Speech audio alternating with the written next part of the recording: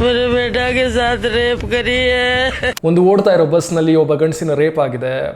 ಇದು ಎಷ್ಟು ಬ್ರೂಟಲ್ ಆಗಿದೆ ಅಂದರೆ ನಿಮ್ಮ ಹಾರ್ಟ್ ವೀಕ್ ಇದ್ರೆ ದಯವಿಟ್ಟು ಈಗಲೇ ಈ ವಿಡಿಯೋನ ಸ್ಕಿಪ್ ಮಾಡಿ.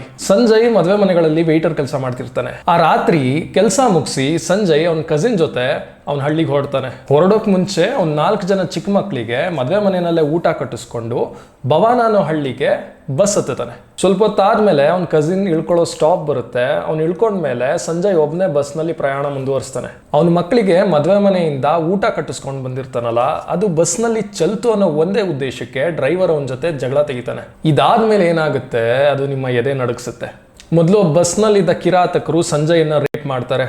ಅದಾದ್ಮೇಲೆ ಅವನ ಏನಸ್ಗೆ ಮತ್ತೆ ಅದರ್ ಪ್ರೈವೇಟ್ ಪಾರ್ಟ್ಸ್ಗೆ ಕಬ್ಬಿಣದ ರಾಡನ್ನ ತೂರಿಸ್ತಾರೆ. ಅವನ ಪೀನಸ್ನ ಕಂಪ್ಲೀಟ್ ಆಗಿ ಕಟ್ ಮಾಡಾಕ್ತಾರೆ. ಇದ್ರ ನೋವನ್ನ ತಡ್ಕೊಳಕ್ಕಾಗದೆ ಸಂಜಯ್ ನರಳಿ ಸಾಯ್ತಾನೆ. ಸಂಜಯ್ ಇಡೀ ಮನೆಯಲ್ಲಿ ದುಡಿತಿದ್ದ ಏಕೈಕ ವ್ಯಕ್ತಿಯಾಗಿರ್ತಾನೆ. ಮತ್ತೆ ಅವನಿಗೆ 4 ಜನ ಚಿಕ್ಕ ಮಕ್ಕಳಿರ್ತಾರೆ.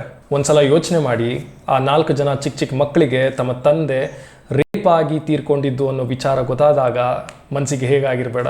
ನಮ್ಮ ದೇಶದಲ್ಲಿ ರೇಪು ಎಷ್ಟು ಕಾಮನ್ ಆಗಿಬಿಟ್ಟಿದೆ ಅಂದರೆ, ಒಬ್ಬ ಗಂಡಸು ಇಷ್ಟು ಬ್ರೂಟಲ್ ಆಗಿ ರೇಪ್ ಅಂಡ್ ಮರ್ಡರ್ ಆದರೂ ಸಹಿತ ಈ ನ್ಯೂಸು ಹೆಡ್ಲೈನಲ್ಲಿ ಬರೋದಿಲ್ಲ. ದಯವಿಟ್ಟು ಇದನ್ನ ಶೇರ್ ಮಾಡಿ. ಸಂಜಯ್ಗೆ ಇದರಿಂದ ಜಸ್ಟಿಸ್ ಸಿಗೋ ಹಾಗಾಗಲಿ.